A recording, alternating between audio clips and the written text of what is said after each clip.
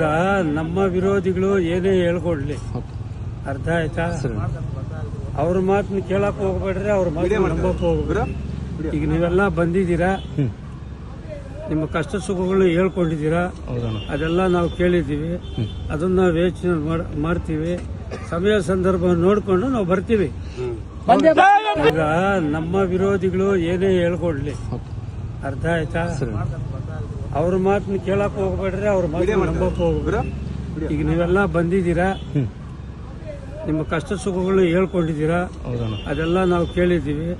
ಅದನ್ನ ಯೋಚನೆ ಮಾಡ್ತೀವಿ. ಸಮಯ ಸಂದರ್ಭ ನೋಡ್ಕೊಂಡು ನಾವು ಬರ್ತೀವಿ. ನಾವು ಯಾರನ್ನೂ ಅಡ್ಡ ಹಾಕಿಲ್ಲ.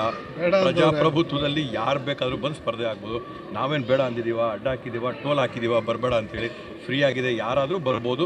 ನಾವಂತೂ ಅವ್ರ ಬಗ್ಗೆ ಮಾಡ್ತಾರೆ. ನಾವು ಮಾಡಿರ್ತಕ್ಕಂಥ ಸಾಧನೆಗಳು, ನಮ್ಮ ಸರ್ಕಾರ ಮಾಡಿರ್ತಕ್ಕಂಥ ಸಾಧನೆಗಳು ಸಾಕ್ಷಿ ಗುಡ್ಡುಗಳಾಗಿ ನಾವು ಬಿಟ್ಟು ಹೋಗ್ತೀವಿ. ಜನ ನಾವು ನಮ್ಗೆ ಆಶೀರ್ವಾದ ಮಾಡಿ ಸೇವೆ ಮಾಡಿ ಅಂತ ಕೊಟ್ಟವ್ರೆ. ಆ ಸೇವೆ ಮಾಡೋಂಥ ಕೆಲಸ ಮಾಡ್ತೀವಿ. ತಾಲೂಕಲ್ಲಿ ಯಾವುದೇ ಒಂದು ವ್ಯಾಜ್ಯಗಳು, ಕೇಸುಗಳು, ತೊಂದರೆಗಳು, ಪೊಲೀಸ್ ಸ್ಟೇಷನ್ಗಳು, FIRಗಳು ಇವು ಯಾವನ್ನೂ ಇಲ್ಲದೆ ತಾಲೂಕನ್ನು ನಾವು ಅತ್ಯಂತ ಶಾಂತಿಯುತವಾಗಿ ಅಭಿವೃದ್ಧಿಯ ಪಥದಲ್ಲಿ ತೊಗೊಂಡು ಹೋಗ್ತಾ ಇದ್ದೀವಿ. ಆ ಒಂದು ನಿಟ್ಟಿನಲ್ಲಿ ಮುಂದುವರ್ಸ್ಕೊಂಡು ಹೋಗೋಂಥ ಜವಾಬ್ದಾರಿ ಯಾರು ಬರ್ತಾರೋ ಬರ್ಬೋದು. ಹಿಂದೆ ಕೂಡ ಹೇಳಿದ್ರೆ ಪ್ರಧಾನಮಂತ್ರಿಗಳು ಬಂದರೂ ಕೂಡ ನಾವು ಸ್ಪರ್ಧೆ ಮಾಡ್ತೀವಿ. ಯಾರು ಬಂದರೆ ಕೂಡ ಸ್ಪರ್ಧೆ ಇದೆ ಕ್ಷೇತ್ರ ನಾವಂತೂ ಬಿಟ್ಕೊಡೋಂಥ ಮಾತೇ ಇಲ್ಲ. ಯಾರೇ ಬರಲಿ ಸ್ಪರ್ಧೆ ಮಾಡೋದಂತೂ 100ಕ್ಕೆ 100 ನಾವು ಸತ್ಯ.